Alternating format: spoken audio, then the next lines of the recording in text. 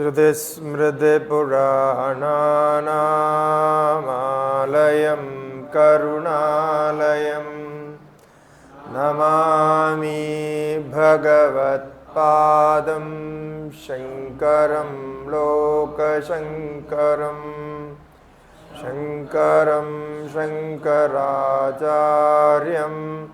केशवं बादरायणम् सूत्रभाष्य कृतो वन्दो पुनः पुनः ईश्वरो गुरुरात्मेति मूर्तिभेदविभागिने व्योमवद्व्याप्तदेहाय दक्षिणामूर्तये नमः। श्रीदक्षिणामूर्तये नमः। यद्विद्याविलासेन भूतभौतिकसृष्टयः तं नौमि परमात्मानं सच्चिदानन्दविग्रहम्। ॐ श्रीगुरुभ्यो नमः। हरिः ॐ।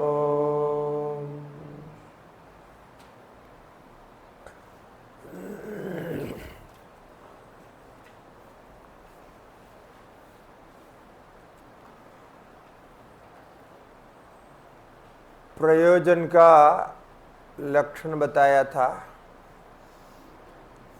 यदवगतम स्ववृत्तितया इष्यते तत्प्रयोजनम। यदवगतम सत् स्ववृत्तितया इष्यते। तो जो मन में वृत्ति के रूप में सुखाकार आदि वृत्ति के रूप में प्राप्त होता है, उसी को ही प्रयोजन माना जाता है। इंद्रियार्थ सन्निकर्ष होने के बाद वृत्ति आती है और उस प्रकार का प्रयोजन दो होगा, एक तो मुख्य प्रयोजन, दूसरा गौण प्रयोजन। सुख दुख भाव जो है, सुख और दुखा भाव, ये मुख्य प्रयोजन में है और वह मुख्य प्रयोजन इतर इच्छा अनपेक्षित इच्छा विषय ऐसा होता है, अन्य इच्छा विषयक नहीं होते हैं।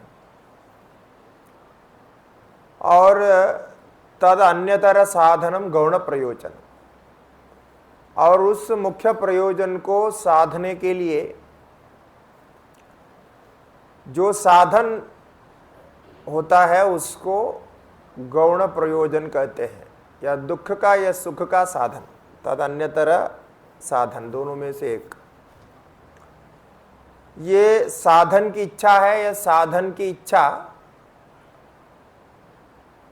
फलेच्छा के अधीन होने से ये इतर इच्छा अपेक्षित इच्छा है। इतर इच्छा अनपेक्षित इच्छा नहीं, इतर इच्छा अपेक्षित इच्छा विषयत्व तो इसमें रहेगा।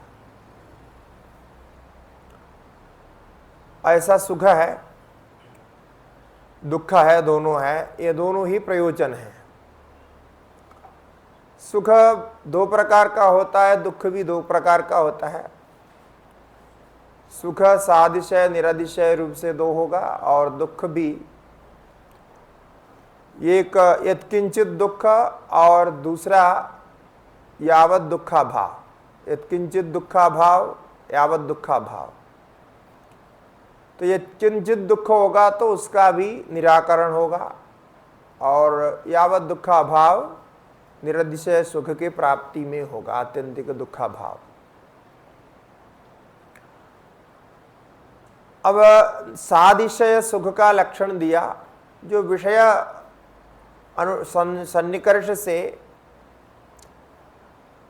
उत्पन्न अंतःकरण वृत्ति है, उस अंतःकरण वृत्ति में तारतम्य भाव से आनंद लेश का, अंतःकरण वृत्ति के उदय होने पर आनंद लेश का आविर्भाव होगा, तद आवरण क्षय हो करके उसी को सादिशय सुख माना जाता है। और इसी विषय में शास्त्र वचन भी प्राप्त है कि जितने भी सुख हैं ये स्वरूपतः आत्मा का हैं, आत्मा का ही सुख है, किंतु बाकी जो बाहर सुख दिखते हैं ये लेश मात्र है। यानी जितने भी सुख होते हैं ये क्षण भर के लिए ही आते हैं, उतने से ही काम चलता है। तो बार बार इसलिए प्रयत्न होता रहता है, क्योंकि दुख सुख क्षणिक होने से पुनः पुनः प्राप्त करने का प्रयत्न अनवरत जारी रहता है। इस प्रकार से कहा, इसके लिए शास्त्र वचन इत्यादि का अभी उल्लेख करते हैं। ये मुख्य प्रयोजन का स्वरूप तो यहाँ बता दिया, अब इसके विषय में शास्त्र हैं और इसका जो पूर्व पक्ष इत्यादि होगा उसको आगे बताएंगे। एदस्यैवानन्दस्य अन्यानि भूतानि मात्रामुपजीवन्ति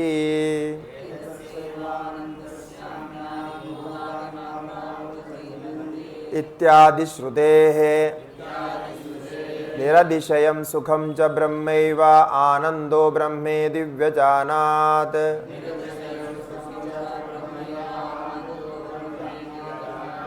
विज्ञानमानन्दं ब्रह्म इति श्रुतेः। जो सादिशय सुख है इसके लिए ये प्रमाण है कि एदस्यैव आनन्दस्य अन्यानि भूतानि मात्राम उपजीवन्ते। यही आत्मानंद का एक मात्रा, लेश मात्र को अन्यानि भूतानि उपजीवन्ति, अन्यानि भूतानि मन अन्य सभी उसी को ही प्राप्त करते हैं और उसी से उनका उपजीवन होता है, जीवन होता है। तो जीवन के लिए ये धारणा करने के लिए ये कार्य बताया। तो वो आनंद की मात्रा भी न मिले तब तो जीवन ना होए, तो जीवन हो रहा है तो आनंद की मात्रा मिल रही है इसलिए। और ये हो गया सादिशय के लिए। निरतिशयम सुखम च ब्रह्मैव, निरतिशय सुख तो ब्रह्म ही है, जिसके आगे कोई ब्रह्म की इच्छा नहीं, ब्रह्म की प्राप्ति की इच्छा नहीं, वही निरतिशय है। और प्राप्ति की इच्छा हो तो सादिशय होता है। तो और प्राप्ति की इच्छा ना होने से उसको निरतिशय कहलाएगा। ऐसे ब्रह्म ही है, आत्मा ही उस सुख का स्वरूप है, इसलिए ब्रह्मैव निरतिशयम सुखम बोला। आनंदो ब्रह्म यदि विचानात्, क्योंकि आत्मा का स्वरूप ही ब्रह्म है, आनंद है, और इसलिए आनंद ब्रह्म रूप से जानने पर वो आनंद की प्राप्ति होती है। विज्ञानम आनंदम ब्रह्म, ये बृहदारण्य श्रुति है। ये आत्मा आनंद स्वरूप है, ये पहले कहा गया, सच्चिदानंद स्वरूप है ऐसा। आनंदात्मक ब्रह्मावाप्तिश्च मोक्षः शोक निवृत्तिश्च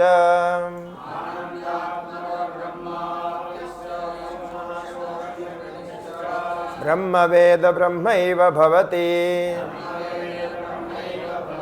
तरदिशोगमात्मवित् इत्यादि श्रुतेः। न तु लोकान्तरावाप्तिः तज्जन्यवैशिकानन्दो वा मोक्षः तस्य कृतकत्वेन नित्यत्वे मुक्तस्य पुनरावृत्त्यापत्तेः।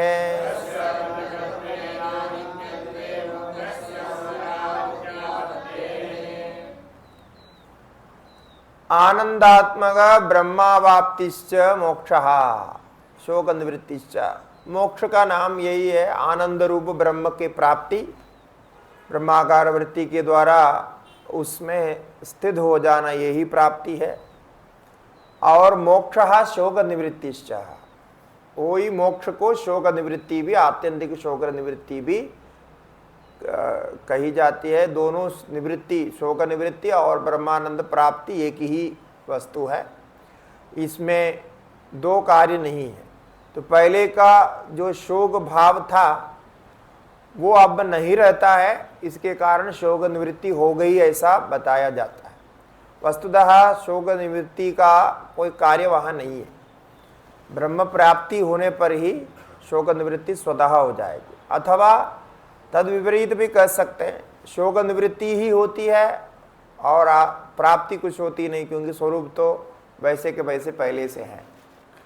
ब्रह्मवेद ब्रह्मैव भवति, ये विशेष है। ब्रह्म को जानने वाला ब्रह्म ही होता है। ब्रह्मविदा आपनोति परम, ये भी कहा। तो ब्रह्मवेता ब्रह्म को ही प्राप्त करता है, ये ब्रह्म ज्ञान में विशेष है। अन्य कोई भी ज्ञान में ऐसा नहीं होता है, जिसको जानता है वही हो जाता है, ऐसा नहीं। जो स्वरूप ज्ञान है, इसके कारण ये ब्रह्मवेता ब्रह्मैव भवति, ब्रह्म को जानने वाला ब्रह्म ही बन जाता है। इसलिए ब्रह्म स्वरूप में अहम ब्रह्मास्मि ये भाव जाता है। तरदि शोकम आत्मवित्, छांदोग्य में कहा आत्मा को जानने वाला, आत्मा का जो जानकार है वो शोक को पार करता है, इत्यादि श्रुति है, इत्यादि श्रुति है। कहते हैं कि ये आप ब्रह्मवेद ब्रह्मैव भवति, तो ब्रह्म रूप से मोक्ष कहा, तो आगे तो नदु लोकांतरावाप्ति ही, तो अनेक प्रकार के सारूप्य सालोक्य आदि मुक्ति भी सुनी जाती है। तो ऐसा तो नहीं कि ये ब्रह्म एक लोक है, एक स्थान विशेष है, उसकी प्राप्ति हो गई, ऐसे तो नहीं। कहते हैं ये नहीं, यहाँ लोकांतर अवाप्ति नहीं है।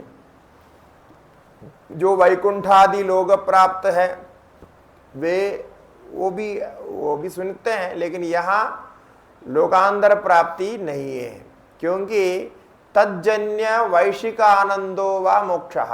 यदि लोकांतर में जाकर के, लोक में जाकर के लोक आदि में प्राप्त जो वैश्विक आनंद है, विषय संबंधी आनंद है, उसको भी हम मोक्ष नहीं कहते, न च मोक्षा। मोक्ष न तज्जन्य लोकादिजन्य वैश्विक आनंद है और न लोकांतर अवाप्ति ही मोक्ष है। क्योंकि यदि ऐसा कहेंगे तो वैकुंठ आदि लोक में प्राप्त पुराणों के अनुसार वो मुक्त हो जाएंगे। ऐसा होगा तो वहाँ बहुत सारी ऐसी कथाएं आती हैं, जैसे जय विजय करके दो असुर थे, तो जय विजय आदि असुरों ने उनको बहुत विशेष स्थान दे करके वैकुंठ में द्वारपालों के रूप में कहा गया। वो मुनि के शाप से पुनः जो है वो राक्षस आदि देह को प्राप्त करते हैं। वो जय विजय के शाप होता है, शाप से फिर राक्षस को योनि को प्राप्त करते हैं। ऐसी ऐसी कथा आती है। इसका मतलब वैकुंठ में जाकर के द्वारपाल बनने पर भी सालों का प्राप्ति विष्णु भगवान के साथ में हो गया, तब भी उनकी मुक्ति नहीं हुई। तभी तो जाके मुनि शाप के कारण राक्षसादि योनि को पुनः प्राप्त करना पड़ा। इससे इस प्रकार के अनेक कथाएं हैं जिससे प्राप्त होता है कि ये लोक प्राप्ति, कोई भी लोक के प्राप्त करो वो मुक्ति नहीं होती है। और लोग नए नए लोगों को बनाते रहते हैं, अपने अपनी इच्छा से अपने भगवान के लिए अलग लोग बनाते हैं। कोई दूसरा लोग में नहीं रखना चाहते हैं, ऐसे भी है। गोलोक बनाया किसी ने कुछ बनाया, ऐसे बनाते हैं। क्योंकि ये लोग जो दिखता है ना, उनको लगता है कि जैसा कोई हमारा भगवान कोई दूसरे के घर में ना रहे। और वो वहाँ जाएंगे तो जो भी लोग होगा वहाँ दूसरे लोग भी रहते होंगे, तो अपने भगवान के लिए फिर अलग लोग अलग स्थान बनाते हैं। तो ये सब मुक्ति मानते हैं। ऐसे सब मुक्ति नहीं है, एक सब कपोल कल्पित है और इसमें ना कोई प्रमाण है ना कोई युक्ति है, कुछ भी नहीं। जो अपने के बड़े बुद्धिमान है, युक्तिवादी मानते हैं, वो भी ऐसे कल्पना करते हैं, और जो युक्ति संगत है ही नहीं, ऐसा होता है। इसलिए हमारे हिंदू धर्म में ऐसा है कि आप इतने स्वतंत्र हैं कि आप अपने लिए अलग भगवान बना सकते हैं। स्वतंत्र, आप अलग भगवान आप बनाना चाहते हो तो बना दो।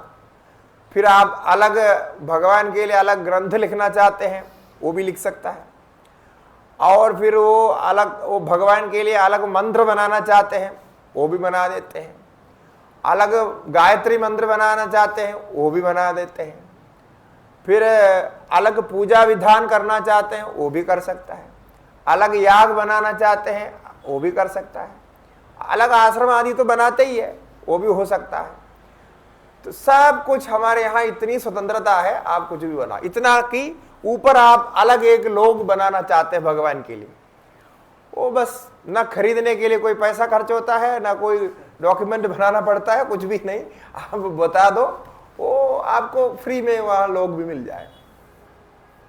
क्या करें, बना देंगे वो सब बना करके, फिर वो अलग सेटअप बना देते हैं और फिर भक्तों को कहते हैं यही हमको जाना है और कहीं जाना नहीं, हमने अलग व्यवस्था आपके लिए बनाई है, हमारे भक्त बनाओ अब हमको बनाए। और इतना नहीं, उनको ले जाने के लिए गाड़ी भी अलग व्यवस्था है, दूसरे की गाड़ी में नहीं जाएंगे, वो गाड़ी भी अलग है, ले जाने वाले अलग है, सब अलग। इतना मतलब उदारवादी, इतने फ्रीडम है हमारे हिंदू धर्म में, इसलिए इन्होंने सब कुछ बिगाड़ दिया जो जो अपने अपने बनाए। गाड़ी मतलब यहां से ले जाना है ना उधर लोग में जाने के लिए, वाहन। कैसे जाएंगे, अब जब जाएंगे तो वो तो ले जाना पड़ेगा, वो भी अपने लिए अलग बनाते हैं, सब कुछ अलग करते। तो अलग करने में कुछ उनको आनंद होता है, तब क्या है कि उनके जो भी देवता है, जो भी है पुरुष है, जो भी होगा वो बहुत विशिष्ट है, ऐसा लोगों का मन में बैठ जाएगा कि इनके ऐसा कैसा कोई बराबर नहीं, क्योंकि इनके लिए सब अलग व्यवस्था। तो जब आपको अलग व्यवस्था मिलेगी, आप तो विशिष्ट होते हैं ना, जैसे आश्रम में भी आपको अलग व्यवस्था मिलेगी तो आप विशिष्ट होते हैं। इसलिए ये कल्पना है, कितने खराब है, देखो कितने मतलब क्या बोल सकते हैं, ना वो परंपरा है, ना कोई धर्म है, ना कोई प्रमाण है, कुछ भी नहीं, ऐसा कर सकते हैं। अब हमारे धर्म में ऐसा है कि ऐसा करने वाले के विरुद्ध कोई कार्रवाई करने के लिए भी हमारे पास व्यवस्था नहीं है। ये तो अभी जो राजतंत्र जो चल रहा है, जो भी चलाने वाले हैं, वो तो है ही नहीं संविधान के अनुसार, तो आप कुछ कर नहीं सकते क्योंकि वो संविधान इस विषय में है ही नहीं। अब बाकी हमारे शास्त्र में भी इनके खिलाफ कुछ कार्रवाई करने के लिए कोई व्यवस्था नहीं। वो पहले राजा लोग करते थे, ऐसा मनमाना करने वालों को पकड़ करके पिटाई करना, जेल में डालना इत्यादि वो करते थे। अब वो राजा है ही नहीं, तो अब आप करने जाएंगे तो आपके ऊपर केस लगेगा, ऐसा हो जाता है। इसीलिए कहते हैं कि ऐसा लोकांतर की प्राप्ति, ये सारा जितना भी हो, कुछ भी आप व्याख्या करो, वो वैश्विक आनंद है, विषय संबंधी है।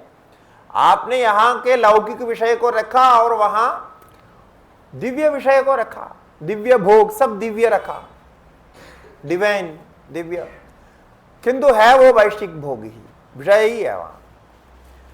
इसलिए तस्य कृतकत्वेन अनित्यत्वे, वो सारे कृतक में आते हैं, यद कृतकम तद अनित्यम, इस युक्ति से जो कृतक में आते हैं वो सब अनित्य होते हैं, और ऐसे जगह पे जाके मुक्त होने पर उसकी पुनरावृत्ति की भी आपत्ति रहेगी, क्योंकि वो बार फिर आएंगे।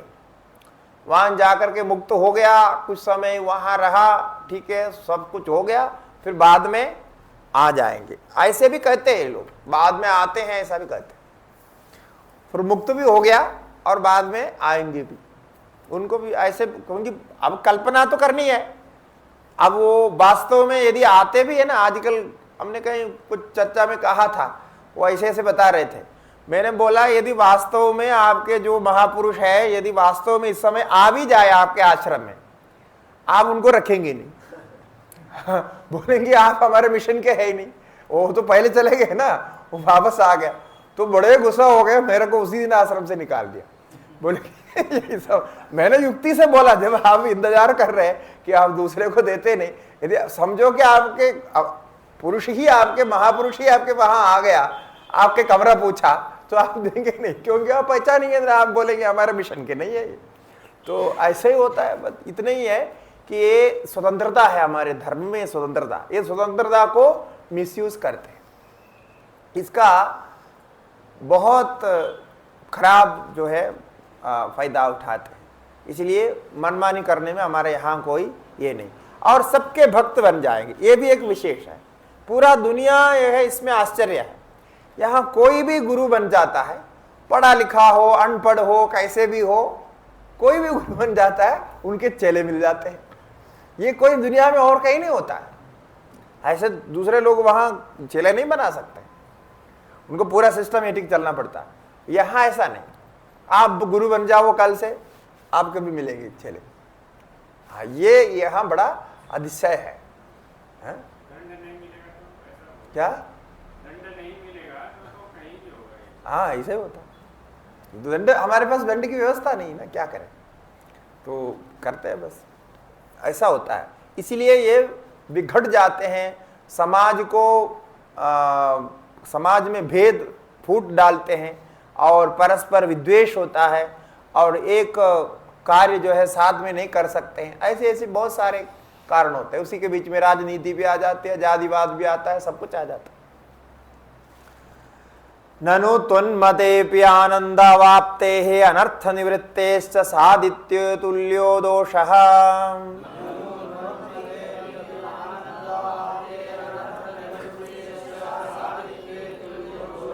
अनादित्वे मोक्षमुद्दिश्य श्रवणादो प्रवृत्त्यनुपपत्तिरिति चेत्।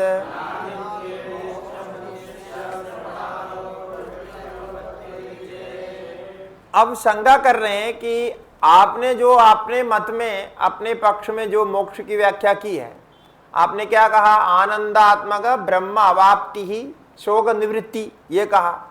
ये भी तो होता है ना, माने ये भी तो कार्य है। तन्मतेपि माने सिद्धांत के पक्ष में भी आनंद अवाप्ते है, आनंद की प्राप्ति और अनर्थ की निवृत्ति, ये दोनों साधित्व, ये दोनों साधी है। माने पहले नहीं था, अब बनाया आपने, तो आदि मैंने सकारण है, उत्पन्न होता है।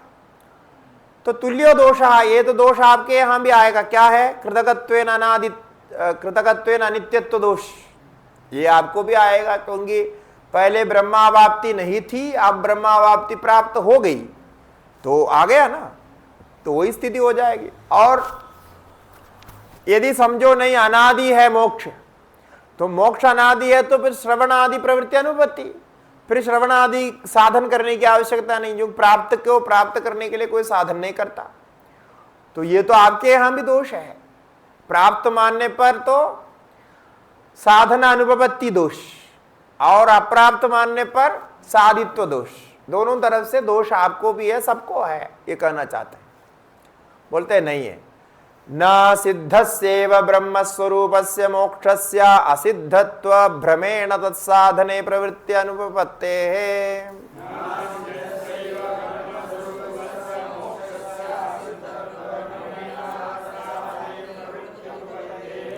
अनर्थ निवृत्तिरपि अधिष्ठान भूत ब्रह्म स्वरूपतया सिद्धैव।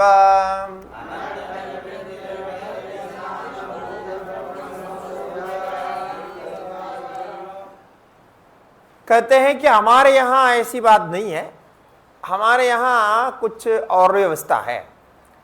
तो सिद्धस्य एव ब्रह्म स्वरूपस्य, ये ब्रह्म स्वरूप पहले असिद्ध था, अप्राप्त था, अप्राप्त हो गया, ऐसा नहीं। यहां प्राप्तस्य प्राप्ति माने सिद्ध की सिद्धि है, विमुक्तस्य विमुच्यते, ऐसा श्रुति भी कहते हैं। पहले भी विमुक्त था, अब फिर विमुक्त हो गया। इसका मतलब यह है कि वो जो सिद्ध ब्रह्म स्वरूप है, ऐसा ब्रह्म स्वरूप मोक्ष का असिद्धत्व भ्रमेण, वो असिद्धत्व भ्रम हो गया। वो प्राप्त था किंतु वो प्राप्त नहीं है मान लिया था, इसीलिए वो भ्रम की निवृत्ति के लिए साधन की उपपत्ति करते हैं। वो पहले से, ये तो अब्रह्म इव आसीत, ऐसा भाष्यकार कहते हैं। वो ब्रह्म की प्राप्ति का मतलब क्या है कि पहले जो अब्रह्म जैसा मान रहा था अपने को, उसकी निवृत्ति होती है, ब्रह्म की प्राप्ति नहीं है, अब्रह्म भ्रम की निवृत्ति। इसलिए मोक्ष सिद्ध रहने पर भी असिद्धत्व भ्रम है, वो भ्रम की निवृत्ति से, और निवृत्ति भ्रम निवृत्ति के लिए साधन की आवश्यकता, बस उसी से साधन सार्थक होता है। साधन हमेशा बनाने के लिए होता है ऐसा नहीं है, साधन तो भ्रम निवृत्ति के लिए भी होता है, आवरण भंग करने के लिए भी साधन होता है। वो फल व्याप्ति, वृत्ति व्याप्ति, फल व्याप्ति दो प्रकार से कहते हैं। तो ये वृत्ति व्याप्ति है यहां, किंतु फल व्याप्ति नहीं है। जैसे बंद पड़ा हुआ कमरा था, उसके अंदर घड़ा आदि पदार्थ था, अंधेरा के कारण उसका दर्शन नहीं हो रहा था, तो बंद होने के कारण दर्शन नहीं होता था, तो द्वार खोल दिया तो उसका दर्शन हो जाता। इसके लिए वो घड़ा आदि को बनाने की आवश्यकता नहीं, द्वार खोलना, उद्घाटित करना मात्र कार्य होता है। इसी प्रकार आवरण भंग करने के लिए हम साधन करते हैं, भ्रम की निवृत्ति के लिए साधन करते हैं। जैसा जैसा भ्रम निवृत्त होगा वैसे वैसे उसकी प्राप्ति ऐसी मानी जाती है। वस्तुतः वहां ऐसी प्राप्ति का कोई स्थान नहीं है, प्राप्ति नहीं है। अनर्थ निवृत्तिरपि अधिष्ठान भूत ब्रह्म स्वरूपतया सिद्धैवा। और अनर्थ निवृत्ति भी ऐसे ही है कि जब ब्रह्म की प्राप्ति होगी, अधिष्ठान भूत ब्रह्म जो सर्व के सभी के आधार है, अधिष्ठान है, अधिष्ठान रूप ब्रह्म की जब प्राप्ति होगी तो उसी के द्वारा अपने आप सिद्ध है। जब ब्रह्म स्वरूपतया सिद्धैवा, ब्रह्म स्वरूप से वो सिद्ध ही होता है अधिष्ठान की प्राप्ति। वो अधिष्ठान की प्राप्ति से शोक निवृत्ति हो जाएगा। जब आपके इष्ट वस्तु प्राप्त हो जाती है, वो पहले से सिद्ध है कि पहले से असिद्ध है, इससे कोई तात्पर्य नहीं। इष्ट वस्तु की प्राप्ति हो जाती है तो अपने आप शोक की निवृत्ति होती है। शोक निवृत्ति में, इष्ट वस्तु की प्राप्ति में और साधन के संबंध में बहुत कुछ भेद नहीं। जब साधन हो गया, द्वार खोल दिया, इष्ट वस्तु प्राप्त हो गई तो शोक निवृत्ति हो गई, बस हो गया, सब एक साथ होता था। लोगे विप्राप्त प्राप्तिर अपरिहृत परिहारयोर प्रयोजनत्वं दृष्टमेव।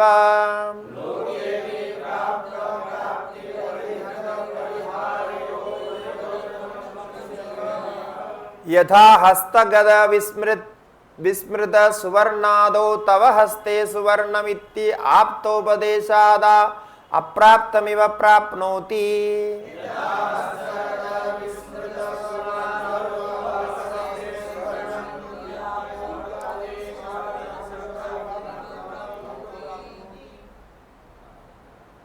यथा वा वलयिदचरणायां रज्जौ सर्पत्वभ्रमवतो नायं सर्पः इत्याप्तवाक्यात् परिहृदस्यैव सर्पस्य परिहारः।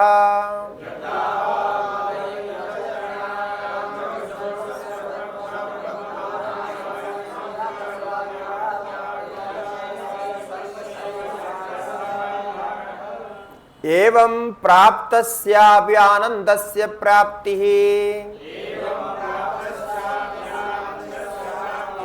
परिहृदस्यापि अनर्थस्य निवृत्तिः मोक्षः प्रयोजनम्।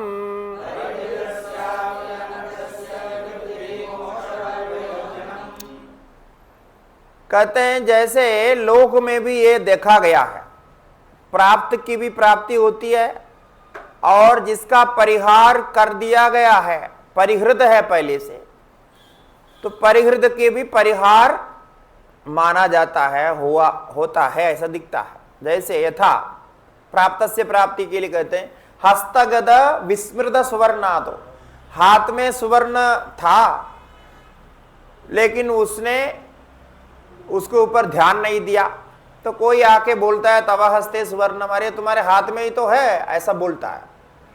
तो वो आप्त वचन को सुनकर के वो सुवर्ण जो पहले से प्राप्त ही था उसको पुनः प्राप्त करता जैसा भासता है। कंठहार का भी उदाहरण ऐसे ही देते हैं। यथावा, और परिहृत का परिहार के लिए बोलते हैं यथा, जैसे वलयिद चरणायाम रज्जो, एक के पैर में जो है रस्सी लिपटी हुई है, किसी ने रस्सी लिपटा दिया उसके पैर में, लेकिन वो अंधेरा था, ठीक से दिखाई नहीं पड़ रहा था, तो जो दूसरा दूर से देखा उसने बोला कि नहीं नहीं तुम्हारे पैर में सर्प लिपटा हुआ है, ऐसा बोला, अयम सर्प है, ऐसा बोल दिया। तब क्या है, उसका भ्रम हो गया, फिर भयंकर स्थिति हो गई, तब सर्पत्व भ्रम निवृत्ति के लिए कोई और आके बोलता है नायम सर्प, अरे ये तो सर्प नहीं है, ये तो रस्सी है, रस्सी को लपेट करके बात कर रहे हैं, ऐसे करके समझाता है। तो यहां क्या हुआ कि पहले से परिहृत था, सर्प का परिहार तो पहले से था, किंतु सर्प मान लिया गया कुछ देर के लिए, तो उसका परिहार किया गया, ऐसा माना जाता है। तो प्राप्त की भी प्राप्ति होती है, परिहृत की भी परिहार होता है। और वेदांत के इस विषय में सुख भी प्राप्त की ही प्राप्ति है, आत्मज्ञान भी प्राप्त की ही प्राप्ति है, और शरीर आदि भ्रम है उसकी निवृत्ति होते हैं। अन्यत्र भ्रम की निवृत्ति करके स्वयं आत्मा के रूप में जो नित्य निरंतर विराजमान आत्मा है उसी को वैसे प्राप्त किया जैसा माना जाता है। एवं प्राप्तस्यापि आनंदस्य प्राप्ति है, इसलिए आनंद पहले से प्राप्त है, उसके ऊपर आवरण पड़ गया, आनंद है आपके अंदर, आप नहीं जानता है। जैसे हनुमान जी अपने स्वशक्ति को नहीं जानते थे, तो जब जांबवान जी ने उनको सुनाया, अरे तुम तो ये सब कर सकते हो, ऐसे ऐसे करके उनको स्तुति की, तो उस समय उनको स्मरण आ गया, स्मरण आने पर ज्ञान हो गया, फिर वो शक्तियां प्राप्त हो गए, फिर ऐसे कार्य किए। लंका में जाते समय समुद्र का उल्लंघन करने के लिए ये सब किया था, तो समुद्र लांघ करके गए। तो ऐसा ही आपके अंदर शक्ति है, किंतु वो शक्ति को प्रकाशित करने के लिए कुछ ज्ञान की आवश्यकता होगा और मार्गदर्शन की आवश्यकता होगा, तो उसको करना चाहिए, बस यही साधन है। और उसके बाद उसकी निवृत्ति हो जाती है और प्राप्ति हो जाती है इत्यादि कहा जाता है। वस्तुतः न निवृत्ति है न प्राप्ति है। अब प्रश्न होता है कि ये जो मोक्ष, अब आगे साधन के विषय में विचार करना चाहिए। ये जो मोक्ष आप जिसकी बात कर रहे हैं, प्राप्त से प्राप्ति, ये क्या कर्म साध्य है, कर्म से सिद्ध होता है, या उपासना से सिद्ध होता है, अथवा कर्म उपासना समुच्चित सिद्ध होता है, अथवा कर्म ज्ञान समुच्चय सिद्ध होता है, अथवा उपासना और ज्ञान के समुच्चय से सिद्ध होता है। कितने सारे विकल्प हो सकते हैं। तो क्या क्या करना होता है, कितने कितना जोड़ना होता है, कई पक्ष होता है। कोई बोलते हैं नहीं कर्म से ही मोक्ष होता है, क्योंकि ये नहीं है तो कुछ कैसा होगा। तो कोई बोलता है ज्ञान से ही होता है, अन्य बोलते हैं कर्म और ज्ञान दोनों मिला के होता है। फिर कुछ लोग बोलते हैं नहीं उपासना करनी पड़ेगी, उपासना के बिना नहीं होता है, और फिर उपासना के केवल उपासना से नहीं होगा, उपासना भी ज्ञान भी चाहिए, कर्म भी चाहिए, ऐसे ऐसे पक्ष है। सच ज्ञानेक साध्यः तमेव विदित्वादि मृत्युमेति नान्यः पन्था विद्यते यनाय इति श्रुतेः।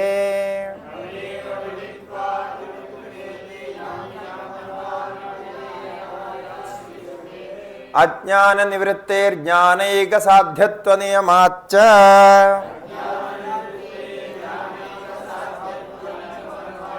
तच्च ज्ञानं ब्रह्मात्मैक्य गोचरम्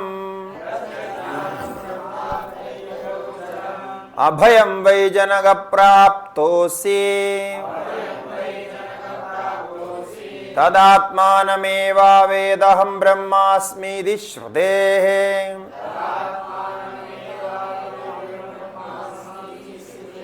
तत्त्वमस्यादि वाक्योत्थं ज्ञानं मोक्षस्य साधनम् इति नारदीय वचनाच्च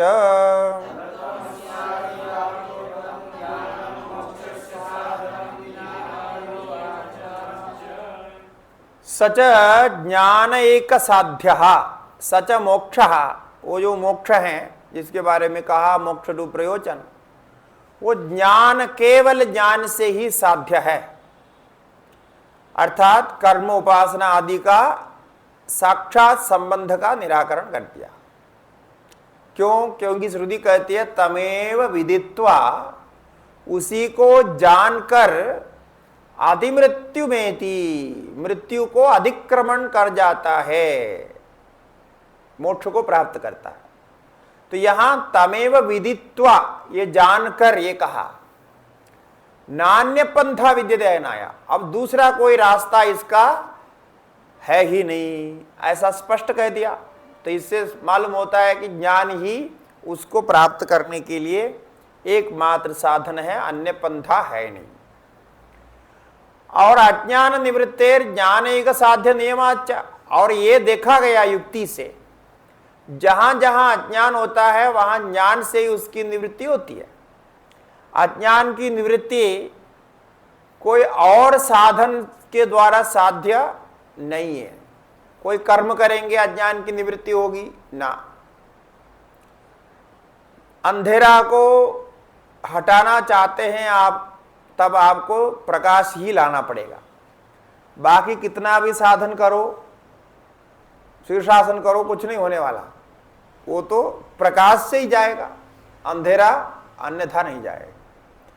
इसी प्रकार अज्ञान है, अंधकार तमस है, ज्ञान प्राप्त करने का बाधक है, इसलिए उसको हटाने के लिए ज्ञान मात्र साधन है, ये प्रसिद्ध है। इसलिए ज्ञान एक साधन हम मानते हैं साक्षात संबंध से। तत्व ज्ञानम ब्रह्मात्मा ऐक्य गोचरम, वो ज्ञान का स्वरूप क्या है ये बता दिया कि ब्रह्म आत्मा ऐक्य विषयक है। गोचरम मन विषयक, तो ब्रह्मात्मा ऐक्य विषयक तत्वमस्य आदि वाक्य, इन वाक्यों के द्वारा ब्रह्म और आत्मा का ऐक्य स्वरूप दृष्टि से ऐक्य होता है, परमार्थ दृष्टि से ऐक्य होता है, वो ज्ञान चाहिए। बाकी कोई ज्ञान से नहीं होगा, क्योंकि यहां जो अज्ञान है, जिस विषय का अज्ञान होता है उस विषय का ज्ञान होना चाहिए। घट विषय का अज्ञान है तो पट विषय के ज्ञान से उसकी निवृत्ति नहीं होगी। तो ब्रह्मात्मा ऐक्य ज्ञान से मुक्ति होती है, इसका अर्थ है कि ब्रह्मात्मा ऐक्य विषय का ज्ञान है ना, आत्मा के विषय में आपको अज्ञान है, तो आत्म विषय का अज्ञान को निवृत्त करने के लिए आत्म विषय का ज्ञान चाहिए, सीधी बात है, ये युक्ति है। इसीलिए ब्रह्म आत्मा ऐक्य ज्ञान के अलावा बाकी सब ज्ञान व्यर्थ होता है, कोई भी ज्ञान यहां काम करेगा। और फल क्या होगा? अभयम वै जनक प्राप्तोसी, अभय पद को प्राप्त करता है। द्वितीयाद वै भयम भवति, क्योंकि द्वितीय रहित स्थान में पहुंच जाता है, जिसमें जहां द्वितीय का अनुभव नहीं होगा, दूसरा ऐसा अनुभव नहीं होगा, वो इस स्थिति को, परम स्थिति को ये प्राप्त करता है। तदात्मानमेवा वेद हम ब्रह्मास्मि, कैसा अनुभव वाक्य होगा? तो कहते हैं वो स्वयं को जान लिया मैं ब्रह्म हूं, जैसा हम इस प्रकार हम मनुष्य हैं ऐसा जानते हैं रहते हैं, इसी प्रकार वो स्वयं को मैं ब्रह्म हूं ऐसे जान लिया, तो अहम ब्रह्मास्मि इति श्रुते है। तत्वमस्यादि वाक्योत्थम ज्ञानम मोक्षस्य साधनम, ये स्मृति भी है, नारदीय वचन ऐसा कहा, ये नारद स्मृति में होगा या पुराण के कोई वचन है ये। तत्वमस्यादि वाक्य से उत्पन्न ज्ञान ही मोक्ष का साधन है, इस प्रकार श्रुति स्मृति सब बोल दिया। ये भी वेदांत का प्रसिद्ध विषय है, ज्ञान से ही ज्ञानेक साध्य मोक्ष है, ऐसा सिद्ध कर दिया। अब वो ज्ञान क्या क्या है, ज्ञान का प्रकार बताना चाहते हैं, और ज्ञान प्राप्त कैसे होता है उसके लिए अलग अलग वादी अलग अलग मानते हैं। हमारे यहाँ भी अलग पंथ है, कोई किसी प्रकार मानते, कोई किसी प्रकार मानते हैं, तो उनमें उनका विचार करेंगे जिससे कि आपको उसमें कुछ स्पष्टता प्राप्त होगी कि कौन से मार्ग अच्छा है, इसलिए आगे इसका विचार करते हैं। तच्च ज्ञानम अपरोक्ष रूपम परोक्षत्वे अपरोक्ष भ्रम निवर्तकत्वानुपपत्ते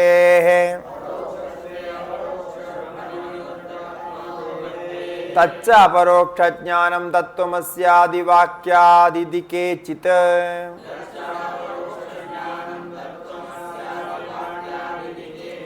मनन निदिध्यासन संस्कृत अंधकरणादेव इत्यपरे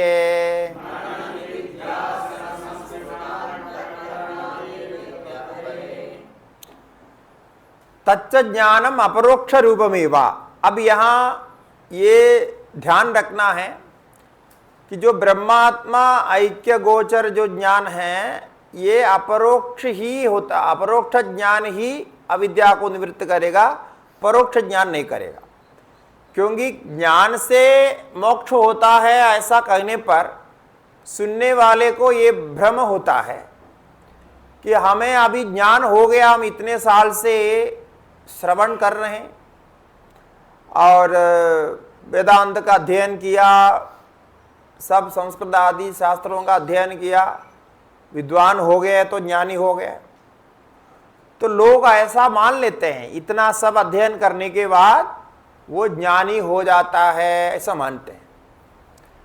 कुछ ऐसे सामान्य लोग भी ये सुनने के बाद, बहुत साल सुनने के बाद अपने को मानते हैं, लोग कहते भी है कि हम बड़े ज्ञानी हो गए, हमको ज्ञान प्राप्त हो गया। तो दूसरे के लिए कहते हैं वो बड़े ज्ञानी है क्योंकि बहुत साल से सुन रहा।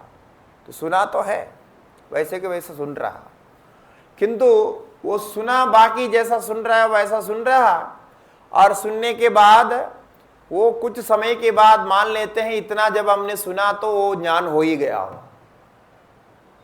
हुआ है नहीं हुआ है कौन प्रमाणित करेगा, तो हो ही गया होगा मान लेते हैं। ऐसे करके परोक्ष ज्ञान को ही ज्ञान मानते रहते हैं। तो उस पर स्पष्टता देते हैं, नहीं परोक्ष ज्ञान ज्ञान नहीं। परोक्ष ज्ञान तो जो सामान्य अज्ञानी है वो अज्ञानी से कुछ बेहतर दिखता है, दिखता तो है बेहतर, किंतु आत्मा के दृष्टि से वो भी वैसे ही है, मूर्ख ही है। अविद्या जब तक है तब तक उसको ज्ञानी नहीं घोषित किया जा सकता, कितना भी विद्वान क्यों ना हो, वो अज्ञानी के ही बराबर है। वो जब कार्य आएगा तो अज्ञान के जैसे कार्य करे, जब समय आएगा तो। बाकी तो बात करेंगे, बड़ी बड़ी बातें करेंगे, किंतु जब वस्तु स्थिति परमार्थ दृष्टि आएगी है ना, जो उसके अपने लिए कुछ ऐसे काम आएगा जो आपको करना ही है, या फिर आप उसकी परीक्षा करेंगे तो आपको पता चलेगा कि ये ज्ञानी हुआ नहीं है। वो स्वयं को भी मालूम रहता है, अभी हुआ नहीं है उनको भी मालूम रहता है, किंतु वो हो गया ऐसा मान लेते हैं। तो इसीलिए ये कह रहे हैं कि यहाँ परोक्ष ज्ञान की कथा नहीं है, हम अपरोक्ष ज्ञान की कथा कर रहे हैं। ज्ञानम अपरोक्ष रूपम, परोक्ष नहीं। तो अपरोक्ष का अर्थ होता है ये प्रत्यक्ष। अब आपका जो अज्ञान है जिसकी निवृत्ति करनी है वो परोक्ष है क्या अपरोक्ष है?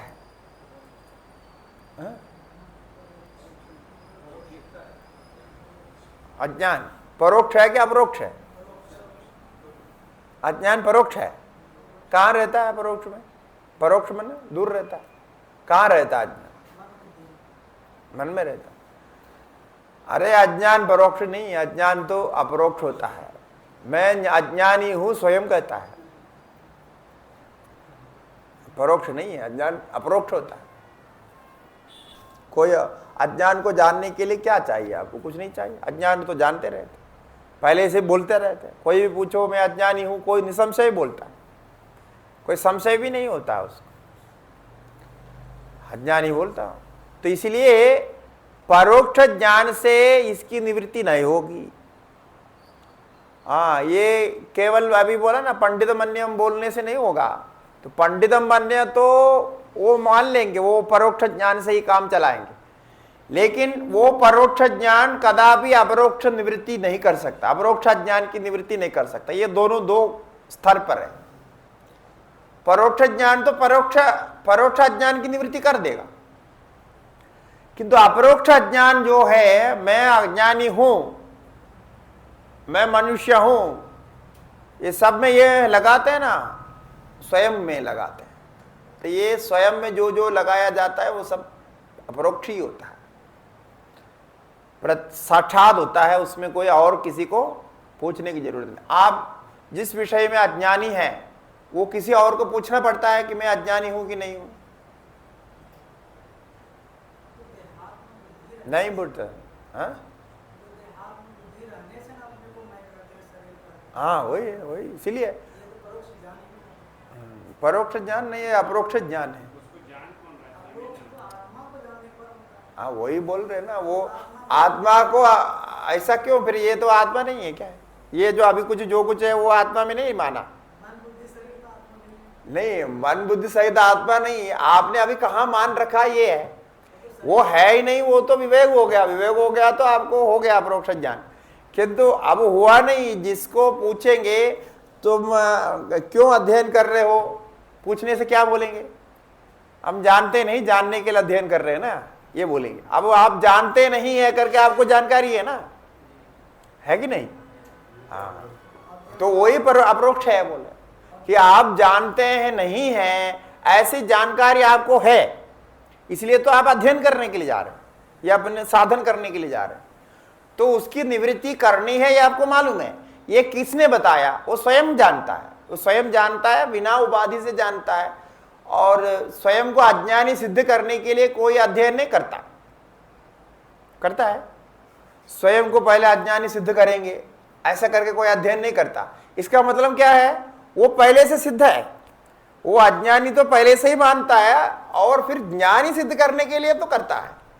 अब अज्ञानी मानता है तो ज्ञानी सिद्ध करने के लिए करता, इसलिए वो अपरोक्ष ही होता है, इसमें कोई संशय नहीं होता। अच्छा, ये कब से होता है? जब से जन्म लिया तब से होता है। और जितना पढ़ा लिखा होता है, पढ़ाई लिखाई करने के बाद भी स्वयं को पूछता है तो ऐसा ही लगता है। वैसे कई लोगों का अनुभव है, उन्होंने स्वयं भी कहा हमने बहुत पढ़ाई लिखाई की, सब कुछ किया, लेकिन हुआ नहीं। ऐसा स्पष्ट बोलता है, तो जानता तो है, जान करके बोल रहा है। इसके लिए कोई दूसरा प्रमाण की आवश्यकता नहीं। ये स्थापित होता है कि वो जो अज्ञान है, अज्ञान दूसरे से आया नहीं है, और अज्ञान को जानने के लिए कोई दूसरे की जरूरत भी नहीं है। सामान्य अज्ञान, बाकी विशेष अज्ञान की बात तो अलग है। सामान्य अज्ञान में अज्ञानी हूं, इस विषय में मेरा ज्ञान नहीं है, यह तो आपको साक्षात ही मालूम है, इसलिए वो प्रत्यक्ष है, अपरोक्ष है। प्रत्यक्ष का मतलब अपरोक्ष होता है। नारद जी के मालूम हुआ, इसीलिए हाँ, वो इसलिए सनत कुमार जी के पास गए। इसलिए परोक्षत्वे अपरोक्ष भ्रम निवर्तक अनुपत्ते, ये ज्ञान को परोक्ष ज्ञान से अभी हम मानेंगे ब्रह्मात्मा एकत्व ज्ञान, तब तो उसी से अपरोक्ष भ्रम की निवृत्ति नहीं हो सकती है। अपरोक्ष ज्ञान से ही अपरोक्ष भ्रम की निवृत्ति होती है, बस इसलिए वो चलता रहता, बस इतनी सी बात है। तच्च अपरोक्ष ज्ञानम, वो अपरोक्ष ज्ञान अभी कहां से होगा, कैसा होगा, इसमें मतभेद है। तो कुछ लोग कहते हैं तच्च अपरोक्ष ज्ञान, वो जो अपरोक्ष ज्ञान है ना, वो तत्वमस्यादि वाक्यादिति, वो तत्वमस्यादि वाक्य से होता है। मैंने वो जो ज्ञान है वाक्य से उत्पन्न होता है, एक पक्ष है। दूसरा कहते हैं अंतःकरण से उत्पन्न होता है। मनन निधिध्यासन संस्कृत अंतःकरणादेव, मनन निधिध्यासन आदि से संस्कृत किया गया वो अंतःकरण है, शुद्ध किया गया जो अंतःकरण है, उस अंतःकरण में होता है। ये पहले वाला पक्ष पद्मपाद आचार्य जी का, पंचपादिका का जो पक्ष है, विवरणाचार्य का पक्ष, ये मानते हैं। दूसरा जो है वाचस्पति मिश्र का पक्ष है, मनन निध्यासन संस्कृत अंतःकरणादेव, ऐसे पक्ष। ये दो पक्ष ऐसा यहाँ दिया गया है। अब ये दो पक्ष को तुलना करते हुए आगे बताएंगे। अब यहाँ क्या है कि इस विषय में कैसा ज्ञान होता है, इस विषय में अनेक पक्ष पहले से उपस्थित है। जो सिद्धांत लेश संग्रह करके जिस ग्रंथ का मैंने पहले भी उल्लेख किया था, उस ग्रंथ में इस प्रकार के सारे विभिन्न विचार प्राप्त होते हैं। तो उसमें तृतीय परिच्छेद में ये सारे लिखा गया है। वहाँ अपरोक्ष ज्ञान के कारण को कोई प्रत्येक अभ्यास मानते हैं, शब्द का प्रत्येक ज्ञान का अभ्यास, और कोई प्रसंज्ञान मानते हैं, कोई मन से ही होता है, मन को शुद्ध करना है क्योंकि मनसा एव आप्तव्यम, ये श्रुति कहती है, इसलिए मन से ही होता है कहते हैं। और अन्य कहते हैं कि नहीं, महावाक्य से ही होता है, महावाक्य तत्वमसि सुनेंगे तो साक्षात उसको ज्ञान हो जाता है। फिर ये जैसा भी यहाँ कहा गया, और लोग कहते हैं कि नहीं, श्रवण मनन निधिध्यासन करने से होता है। फिर और कुछ लोग कहते हैं नहीं, श्रवण मनन निधिध्यासन के साथ उपासना की भी आवश्यकता है, उपासना से शुद्ध अंतःकरण होने के बाद श्रवण मनन काम करेगा, ऐसा करने वाले हैं। और कुछ लोग कहते हैं नहीं, पहले तो कर्म करना होगा, कर्म के बाद में उपासना करनी होगी, उपासना के बाद में फिर श्रवण मनन काम करेगा, ऐसा कहते हैं। फिर और कुछ लोग कहते हैं नहीं, ये पहले ब्रह्मचर्य आश्रम से गृहस्थ आश्रम में जाना पड़ेगा, गृहस्थ आश्रम के बाद वानप्रस्थ लेना पड़ेगा, वानप्रस्थ के बाद संन्यास में जाकर के जब श्रवण मनन करेंगे तभी होता है। जो पहले सीधा आ जाते हैं उनका तो नहीं होगा, क्योंकि उनका मन चंचल इत्यादि रहता है, कई दोष होते हैं, फिर तो वो नहीं बन पाएगा। ऐसे भी करने वाले वादी पुराने वादी रहे। तो क्योंकि वेदांत को चतुर्थाश्रम का विषय मानते हैं और उपासना आदि को तृतीय आश्रम का विषय मानते हैं, कर्म को प्रथम आश्रम का विषय मानते हैं, धर्म ज्ञान नहीं द्वितीय आश्रम का विषय मानते हैं कर्म को, और प्रथम आश्रम का विषय धर्म ज्ञान को मानते हैं। इस प्रकार क्रम से ही जाता है, सीधा जाके श्रवण करने से नहीं होगा। इसलिए कुछ लोग ऐसा कहते हैं कि यहाँ आके परिचय देते हुए कहते हैं कि हम जो है बहुत पढ़े लिखे हैं, पढ़े लिखने के बाद हमने नौकरी चाकरी करके आए हैं, ऐसा बोलते। हमने नौकरी की इतने साल और फिर पैसा कमाया, सब कुछ किया। परिचय में ऐसा बोलते, साधु लोग ही बोलते रहते हैं, आपको सुनते रहता है, ऐसा बोलते हैं हमने ये करके आया, वो करके आया। अरे जो करके आया वो छोड़ करके तो आया है, और फिर अभी उसका उल्लेख करने का क्या मतलब है? वो आप करके नहीं आया, क्या आया, वो हमें से कोई मतलब नहीं। हमारे यहाँ हम जब आते हैं, आप पहले वेदांत का अध्ययन नहीं किया है तो आप प्रथम कक्षा में ही बैठने योग्य है, फर्स्ट क्लास में। आप पहले क्या करके आया उसी से हमारा कोई मतलब नहीं। आपको पहले मैंने इन्फेंट रीडर जो होता है, पहले का जो बोलते हैं उसको क्या है, बाल बोधिनी, हाँ बाल पाठ, वो बाल पाठ से ही शुरू करना पड़ेगा, कुछ जानता नहीं। अब बाकी ऊपर जो करके आया वो तो सब छोड़ के आया ना। इसलिए जो छोड़ने के बाद में उसके बारे में चिंतन करता है, ये लोग वस्तुतः वैरागी नहीं होते, इनसे सावधान रहना होता है। ये थोड़ा गोलमाल वाले ही होते हैं, ऐसा बोलते हैं, क्योंकि अभी कुछ मिला नहीं उनको। जो पहले का मिला है उसको याद करते हुए, उसको चबाते हुए चल रहा है, ऐसे लोग ऐसे बोलते हैं। अभी अभी साधक बन करके, साधु बन करके कुछ मिला नहीं, जो बोलने लायक कुछ मिला नहीं अपने परिचय देने के लिए। तब क्या करेंगे? जो पहले से मिला उसका परिचय देंगे, जो पहले से पक्का मिला है। तब बोलते, कोई बोलते हमने ऐसे करके आए, वैसे करके। अरे ये तो आप जब उसको उल्टी कर दिया तो वो भंडारा में आपने खीर खाया है, घी खाया है, मालपुआ खाया है, कौन सा उल्टी कर दिया, तो उससे क्या मतलब है? उल्टी तो कर दिया। अब वो उल्टी तो बराबर ही होता है, नहीं खीर की उल्टी कुछ अलग होती है, फिर मालपुआ का कुछ अलग होता है, नहीं सामान्य भोजन का कुछ अलग होता है, ऐसा थोड़ी होता है। जो उल्टी कर दिया तो फिर उसका वांदावले ही कहते हैं, ये शब्द प्रयोग करते हैं, इनको बोलते हैं वांदावले ही। वांद मन उल्टी, अवले ही, फिर उसको ही चाटते रहते हैं, उसको ही चबाते रहते हैं, ऐसे करना नहीं चाहिए। इसलिए बिल्कुल निकृष्ट बुद्धि है कि इस प्रकार जो छोड़ दिया उसके बारे में चिंतन करना। तो ऐसे भी वादी हैं, ऐसा कहते हैं ये सब करने से होता है। बाकी जो सीधा ब्रह्मचर्य से आ जाते हैं ना, ये सब बिगड़े हुए होते हैं। ऐसा इनसे बड़े खतरा है कि वो क्या करेंगे क्या नहीं करेंगे पता नहीं है, ऐसा होता है। इसलिए वो लोग आदर भी नहीं देते, जो ब्रह्मचर्य से सन्यासी लेते हैं उनको आदर नहीं देते। हमको पहले पता नहीं था, एक बार ऐसे कोई मिला था ट्रेन में, वो बोलता है कि आप गृहस्थ करके सन्यास में नहीं आए, आप असली सन्यासी नहीं है, ऐसा बोला। मैंने बोला ऐसा कैसा, हम तो असली सन्यासी को ये मानते और दूसरे को हम अच्छा ऐसा नहीं मानते। वो उल्टा कह रहा था, तो उनका अलग संप्रदाय का था, वो बोल रहा था कि ऐसे करके आना चाहिए, ऐसे में सीधा आने से ये इनको विश्वास नहीं कर सकते हैं, ऐसा। इसीलिए ये परंपरा में बहुत सारे ऐसे भेद है, आपको कितने सारे वादी मिलेंगे।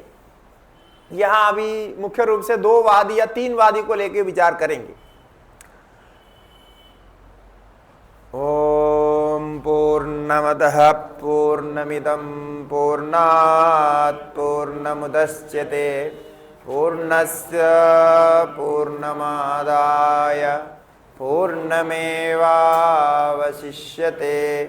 ओम शांति शांति शांति।